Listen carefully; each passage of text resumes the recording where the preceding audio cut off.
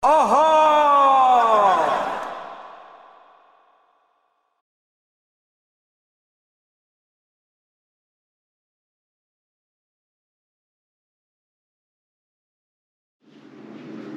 Well, we've got the door on. As you could see by the previous videos, I was unhappy with the panel gaps which were starting to appear around this driver's side door.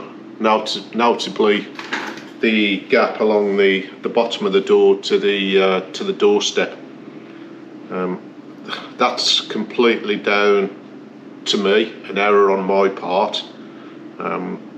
I'll put some photos up to show you how much effort I put into getting this doorpost rebuilt in exactly the correct position before I cut the old one off, to the point of making sure that the centre of the hinges were in the correct position using a pointer, a steel pointer, which you'll see on the video, and that pointer also generated the plane of the doorpost, so I knew where to sit it this way. So every effort was put into it, but obviously not enough, and I did get a 6mm difference in doorstep position down in this bottom corner.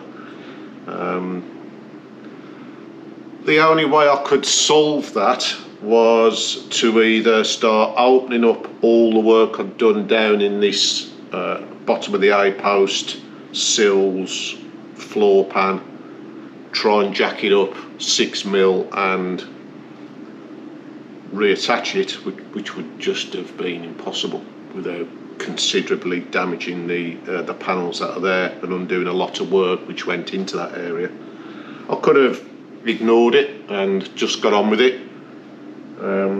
I've seen some pretty terrible door gaps in my time at shows and things, but I wanted it to be better than it actually was. So as you saw on some of the photos, I inserted I think it was about 9mm piece of steel, or 3 pieces of steel in that area. I'll show you some little clips of that, just to widen this up and close this gap up, this 6mm, which you can see there. This allowed the door to drop down and make a better panel gap along the doorstep.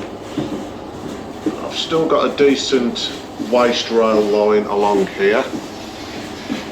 I'm sure I can do something in this area with the A-panel coming into the wing to share that error out.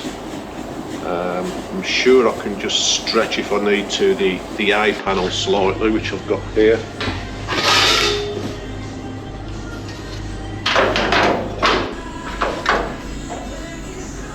There's about a 6mm gap down here at the bottom where the curvature of the A-panel just misses the level of the doorstep. But I'm sure I could slice that.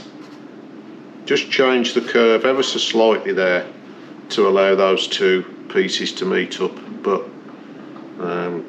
time will tell. But even so, I've got a good A-panel gap there. I've got a good gap along the bottom. I've got a good gap all the way around this door. And somebody asked me, well, will the glass still fit? Well, I've temporarily put in a piece of glass.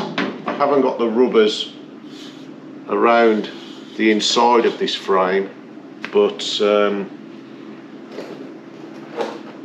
I've put it in temporarily, and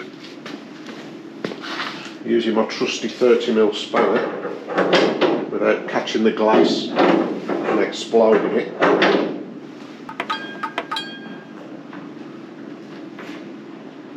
Just ringing that glass up.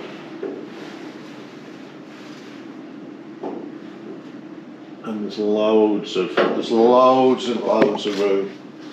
And looking at the insert of the glass around this frame, it's pretty perfect, to be honest. Yeah, I mean that shouldn't be an issue.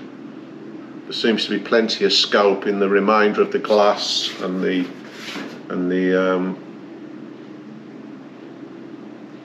glass mechanism, winding mechanism, actuator, whatever it's called, to allow this glass to move up into that little heightened space there. So yeah, all's good. I can start taking these doors off now. Little few dibs and dabs of welding to do before I put the welder away for this stage, and then it's going to be some rubbing down, get the underneath Gravitex door, or at least primed or something like that, and then we can concentrate on moving on to the front.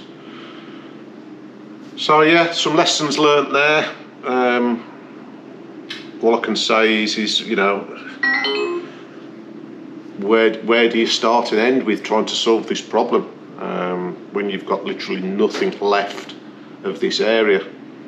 I mean, I did trial the door. I've got photos of me trialing the door in there.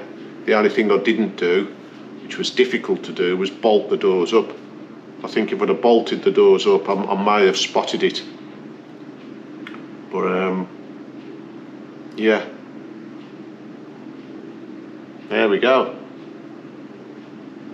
Hopefully problem solved. Thanks guys, keep watching.